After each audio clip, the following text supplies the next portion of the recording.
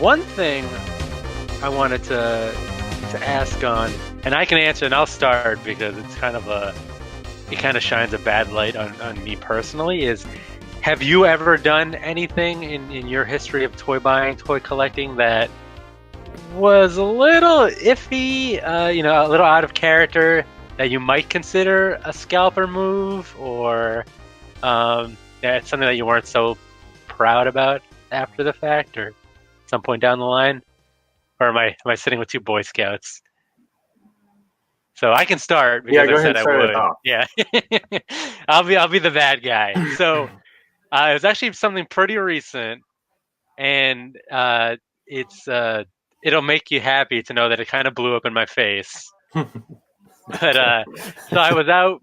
Actually, it started off as a good deed because my buddy Spruce Game Hunting reached out and he was like, "Hey, Walmart just released these like Iron Giant dolls, figures, whatever you want to call them. For Robbie the Robot, like those kind of like newer figures, electronic, talking, moving, the whole shebang. I don't have any in my area. Walmart exclusive. Can you see if you can track one down for me?"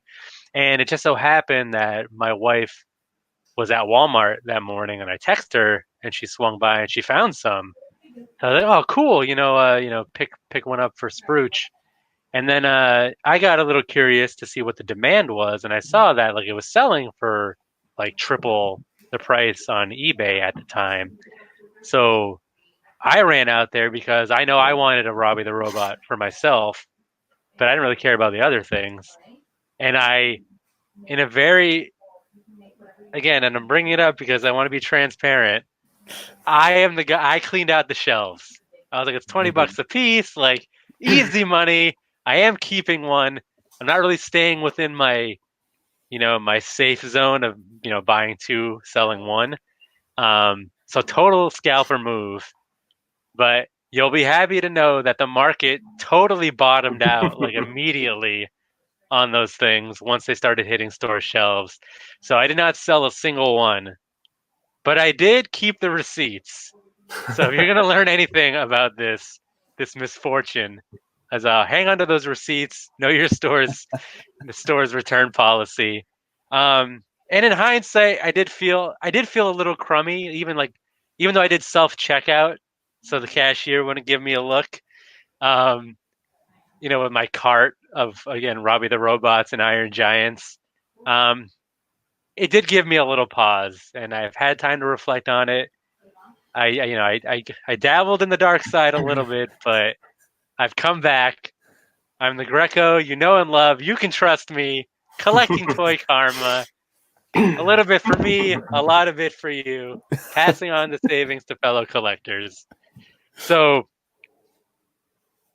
I'm a jerk, at least temporarily, but how about you guys? Have you ever come close to being persuaded? I mean, I definitely have. A couple years back, probably 2 or 3 years back, there was a Star Wars Black Series Darth Revan figure came out, and it was like highly sought after. And I picked up two, and I sold one. So done that.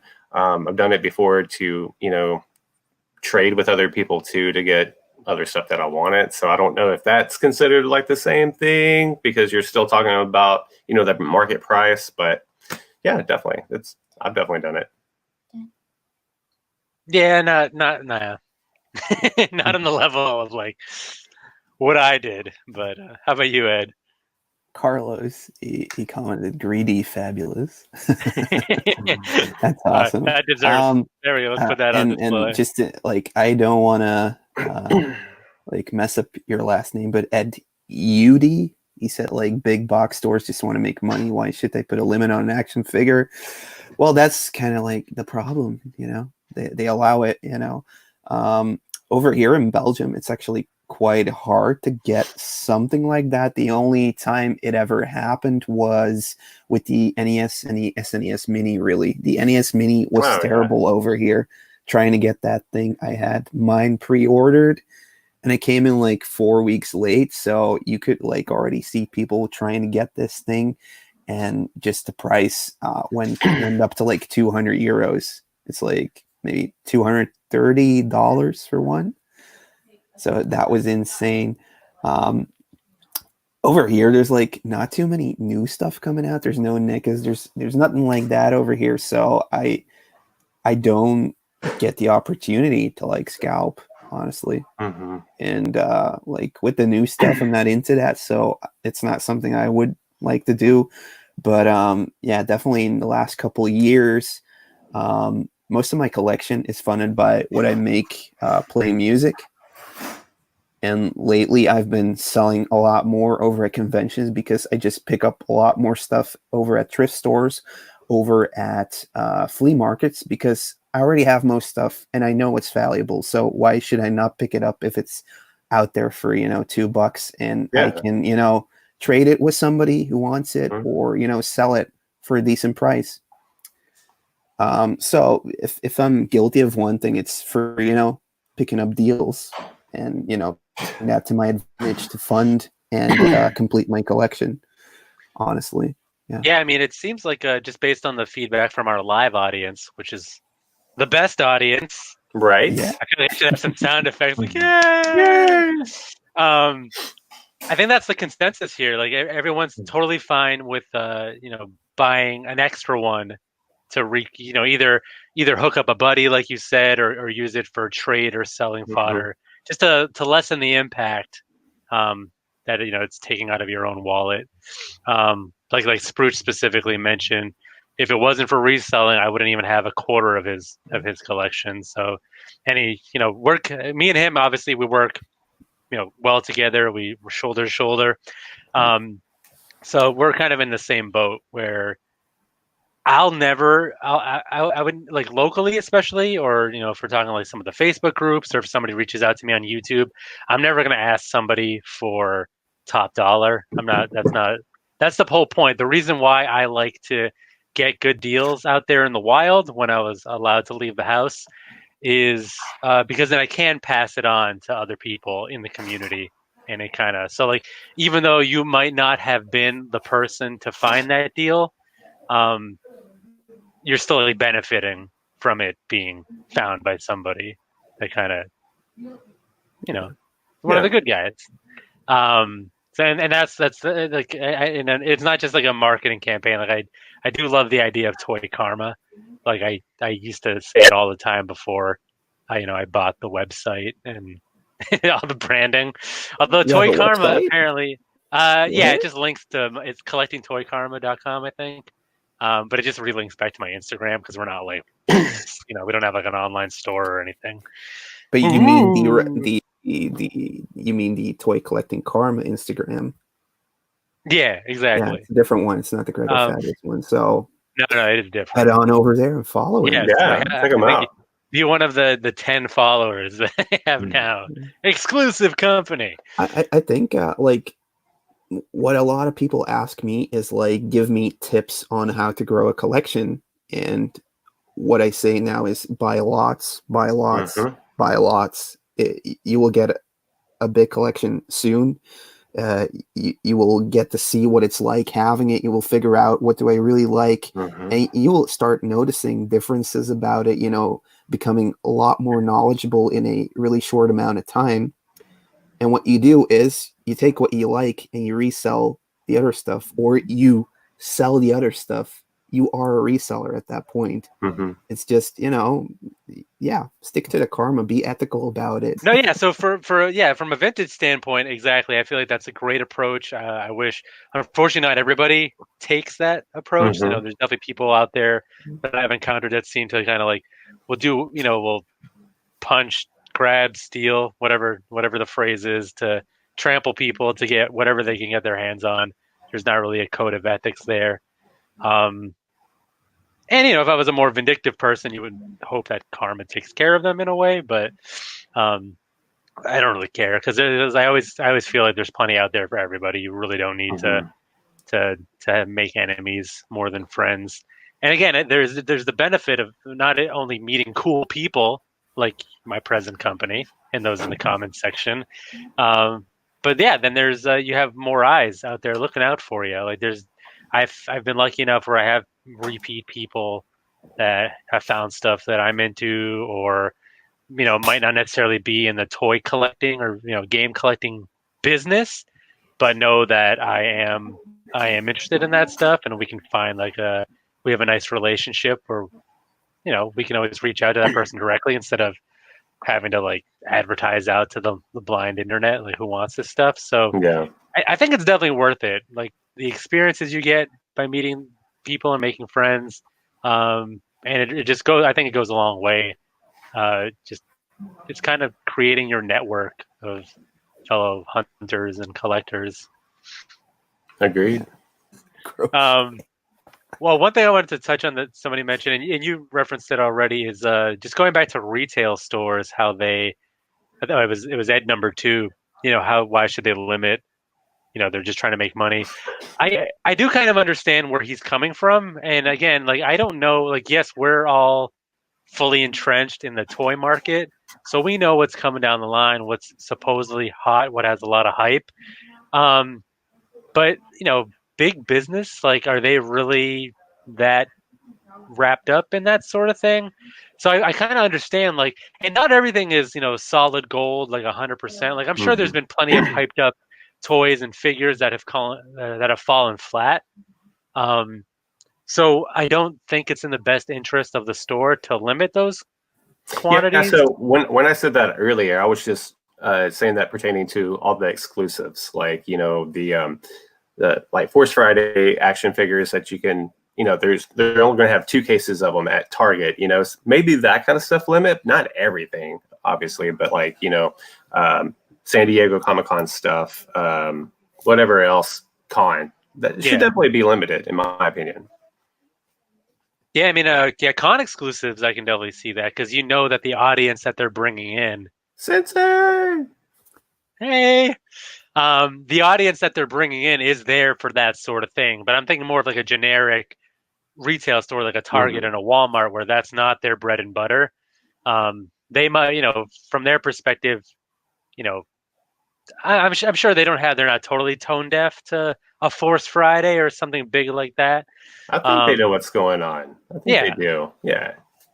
But again, there is a little bit of and I'm not really sure which side of the aisle I fall on completely. I'm just I'm having a discussion here, people.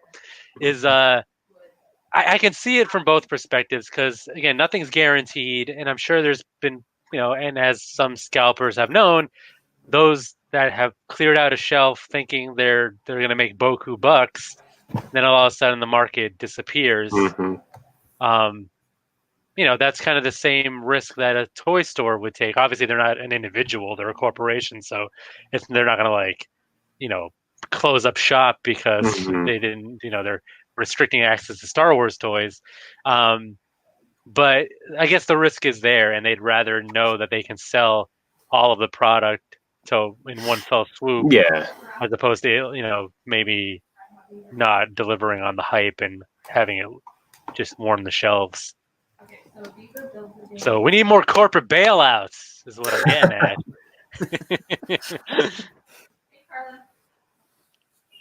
Let's see, we got some comments here. Empire, a few years ago at London Comic Con, we could get the Black Series Hascon Captain Rex. I picked up a load on the first day when there was no limit, sold them, and covered my day and other con buys. Yeah. So, that happens, yeah. The businessman in me, smart. I mean, it paid for, we're not just talking about him paying for one toy. I mean, it paid for an entire trip, which, conventions are scary expensive. But I'm sure some people would have an issue with that approach. Oh, yeah. Yeah. Definitely.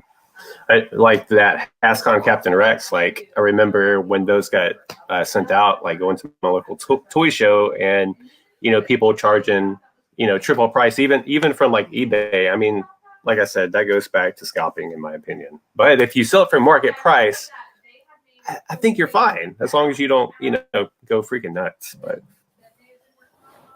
oh, okay. He did. He is self-aware. He did say that was his only time down the path of scalping. He's lived with the shame the rest of his life. Well, I'm glad that we could resurface it for you live on the internet for everyone. I do think scalping does involve an irrational pricing to the product, not adding convention costs to the toy. Because like if you get like the NECA TMNTs over here, you could buy them for 20, and when you buy them over at a stall, it's going to be 30 because you know they have other costs to cover, which is fair. But somebody who would be asking like 60 or 70 for it, that's just outrageous, you know? Yeah. I think. Dark side of Greco. It is outrageous, but again, I mean, if somebody's paying it, why wouldn't they shoot for the moon? I mean, it's not a scalping situation, but it's almost a little equatable to like what I try to do with some of the product that I throw on eBay, like on a vintage side of things. Like if it's something where the market isn't super defined, or you know there's a huge price disparity between what it can sell for, I definitely shoot for the moon sometimes on eBay, and only because it's worked out from time to time. But again, eBay for me, at least in a vintage sense, is kind of my last. I'd rather sell it locally, or you know, in some of the Facebook groups, because I like, again, I'm avoiding certain fees. I can give people better deals. Like that's kind of my approach there, and again, just kind of enhancing the community in a sense. eBay is pretty nameless. Like, I mean, I appreciate it for what it is. I guess I don't have that same sense of giving back as I would in other environments. So again, I do feel like it's different boats to be in. But as far as like shooting for the moon, I guess if in some respect there's some similarities. You know, if somebody is buying it for that, why wouldn't you? As long as you're okay with the stigma of being a dirty scalper. I mean, that's kind of like setting the market price for that particular product, right? Gotcha, fabulous.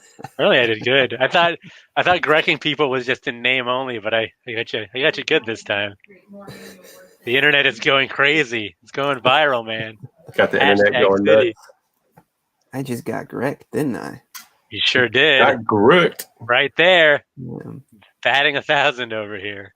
How's it on the leaderboard there? There. Yeah. Where are you keeping that thing?